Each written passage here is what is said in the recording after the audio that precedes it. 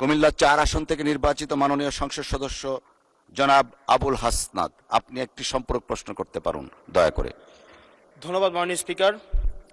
সালাউদ্দিন সাহেবকে প্রশ্ন করলে আবার কখন নোটিশ দেওয়ার কথা বলে ফেলেন, তো সেই বিষয়টা নিয়ে সবসময় আমরা একটু সংকোচে থাকি।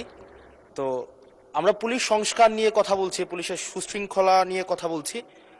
লাস্ট 1 মাস পুলিশের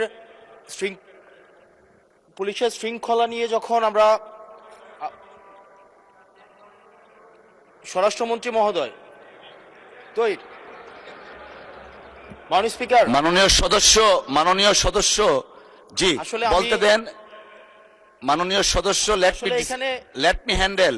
মাননীয় সদস্য, আমাদের পার্লামেন্টারি প্রসিডিউরে আমরা যাই। মাননীয় স্পিকার, আমরা যখন পুলিশ সংস্কার নিয়ে কথা বলছি,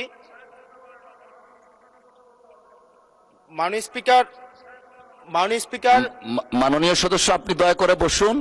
আমরা আশা করছি পরবর্তীতে আমরা সকল সদস্যগণ সংসদীয় যে নর্ম আছে, প্র্যাকটিস আছে, সেটা মেনে চলবো। Thank you. Yes, thank you মাননীয় স্পিকার। মাননীয় স্পিকার, পুলিশ সংস্কার নিয়ে যখন আমরা কথা বলি বা পুলিশের যে বিষয়গুলো, তৃণমূলের কিছু পুলিশের অনেক সমস্যা রয়েছে ইনস্ট্রুমেন্টাল। যেমন পুলিশকে যখন তদন্ত করতে পাঠানো হয়, ওই তদন্তের খরচ কিন্তু থানা থেকে দেওয়া হয় না, আর যেটা দেওয়া হয় সেটা কিন্তু অপ্রতুল। আমরা যখন পুলিশকে একটা কাজ করতে দিচ্ছি কিন্তু বাজেট দিচ্ছি না, পুলিশে একটা কালচার প্রচলিত রয়েছে, সেটা হচ্ছে ম্যানেজ করে নাও। এই ম্যানেজ করতে গিয়ে দেখা যায় পুলিশ দুর্নীতির বিভিন্ন কাজে তারা কনভেনশনালি জড়িয়ে পড়ে। যেমন কিছুদিন আগে আমাদের 26শে মার্চের প্রোগ্রাম হয়েছে, এবং সেটা হচ্ছে সবাই জানে, এই 26শে মার্চের প্রোগ্রামে যে বাজেট দেওয়া হয়েছে প্রশাসনকে, সেই বাজেট এবং প্রোগ্রাম করতে গিয়ে যে খরচ হয়েছে সেটার মধ্যে কিন্তু আনুপাতিক অনেক ধরনের ব্যবধান রয়েছে। তখন যে কাজটা করতে হয়, পুলিশ ব্যবসায়ী থেকে তারপর হচ্ছে তার এলাকার বিভিন্ন প্রতিষ্ঠিত মানুষ থেকে কিন্তু অর্থ উঠাতে হয়। আমার মাননীয় স্বরাষ্ট্রমন্ত্রীর কাছে প্রশ্নটি হচ্ছে, এই যে পুলিশের যথাযথ বাজেট দেওয়া হবে কিনা, যাতে করে তাদের যে রুটিন ডেইলি অ্যাক্টিভিটিগুলো রয়েছে সেই ডেইলি অ্যাক্টিভিটিগুলো যথাযথভাবে তারা পরিচালনা করতে পারে, এবং তাদেরকে যেন ম্যানেজ করে নাও কালচারে যেন না যেতে হয়, এবং কোনো ধরনের দুর্নীতিতে যেন তাদেরকে যুক্ত না হতে হয়। ধন্যবাদ।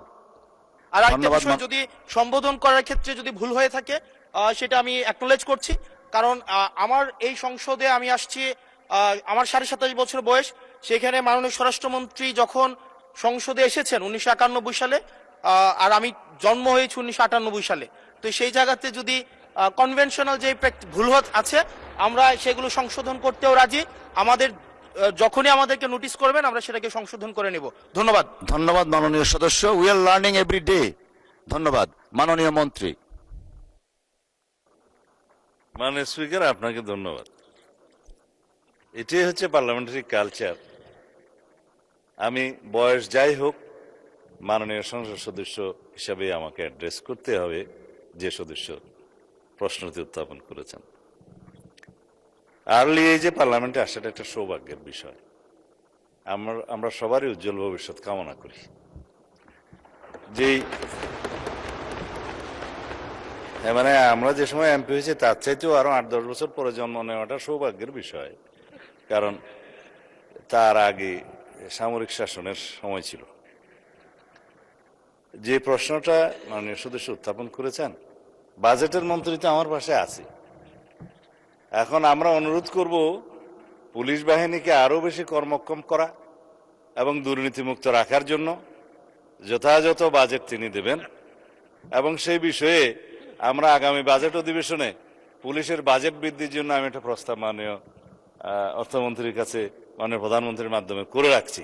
এটা সত্য কথা যে পুলিশের যে পরিমাণ রিসোর্স দরকার, যে পরিমাণ বাজেট দরকার, সেই পরিমাণ আমাদের অর্থনীতি সহ্য করতে পারে না বলেই হয়তো আমরা দিতে পারি না।